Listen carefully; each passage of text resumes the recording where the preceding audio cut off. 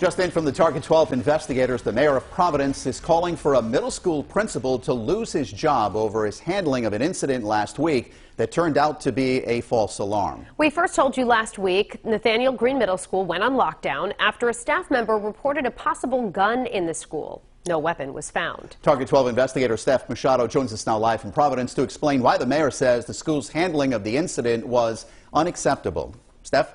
Mike and Shannon, of course, everyone has been on edge after that school shooting in Uvalde, Texas last week. Well, 2 days after that is when Nathanael Greene was placed on lockdown due to a possible sighting of a gun. And while no weapons were found, the mayor says police were not called fast enough. This was the scene around 4 p.m. at Nathanael Greene Middle School last Thursday. Police investigating after a report of a possible gun in the school. The lockdown eventually lifting after no weapon was found.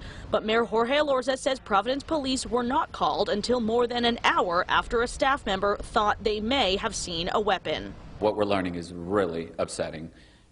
There was an egregious breach of protocol. According to a police memo from the day after the incident obtained by Target 12, at 12:35 p.m. a dozen students were seen leaving the cafeteria, and staff members suspected a fight could break out. Around 1:05 to 1:10, according to the report, an administrator who was watching surveillance video of the students observed what he believed was one student passing a gun to another student.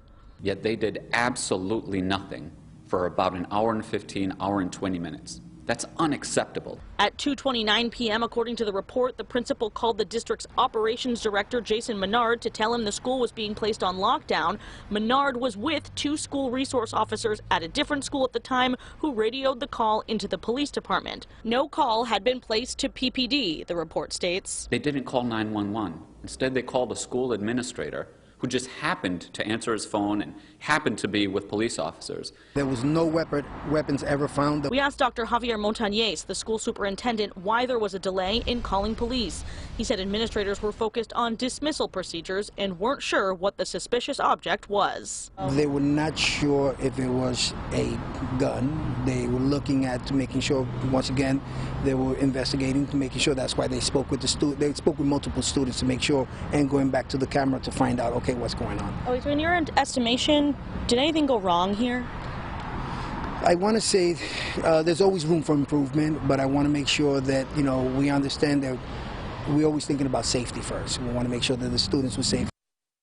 Mayor Elorza has sent a letter to Education Commissioner Angelica Infante Green demanding that the principal here be terminated. She has not gotten back to us on that, but Dr. Montañez says he has full confidence in the principal and that there will be an HR review. The superintendent also met with teachers here at the school this afternoon and is on Zoom right now with parents seeking to explain to them how they're planning to keep the school safe. We'll have more on that coming up at 6. Live in Providence, I'm Steph Machado, 12 News.